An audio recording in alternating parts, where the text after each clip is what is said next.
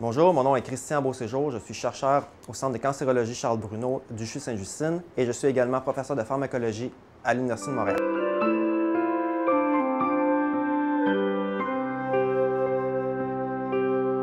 Merci pour l'espoir, merci pour la vie. Quand je serai grand, je serai guéri. Ce qu'on fait ici, mon équipe de recherche et moi, on travaille sur deux aspects très importants de la prise de greffe. On s'intéresse en fait aux conditions d'irradiation que les enfants doivent subir lorsqu'ils sont transplantés. Donc on s'intéresse principalement soit aux cellules souches et à l'aspect plus osseux.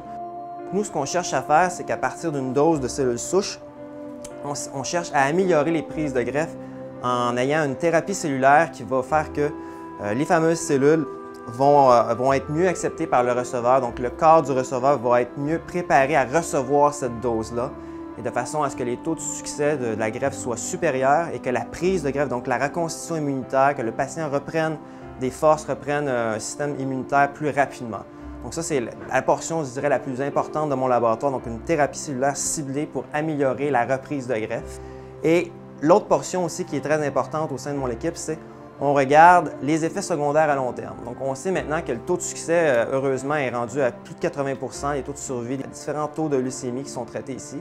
Donc ce qu'on cherche à comprendre, c'est qu'est-ce qui se passe dans ces patients-là qui ont eu des transplantations il y a 10-15 ans et qu'est-ce qui fait que ces patients-là ont des effets secondaires à long terme. On a un gène cible, le gène s'appelle P16. On sait que c'est un gène qui est, je vous disais tantôt le parallèle avec le vieillissement, on sait que ce gène-là est surexprimé chez les patients qui ont été transplantés, tout comme chez les patients âgés. Donc, on étudie avec des modèles de souris où le gène a été inactivé, qu'est-ce qui se passe, quel est le rôle de ce gène-là dans les effets secondaires à long terme, et on essaie de comprendre si on peut l'inactiver pour essayer d'améliorer la condition de vie des patients plusieurs années après leur transplantation. On étudie les trois modèles, que ce soit la culture cellulaire, donc des cellules dans le plateau.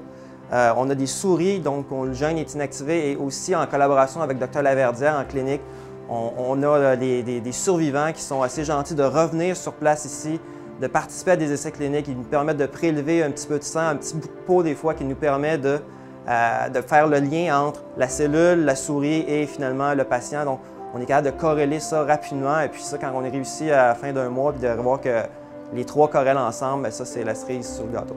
Il est clair pour moi que le succès de la recherche passe par le financement, et pour ça, on est très reconnaissant envers la Fondation du Centre de cancérologie Charles-Bruno qui nous apporte leur soutien depuis déjà de nombreuses années.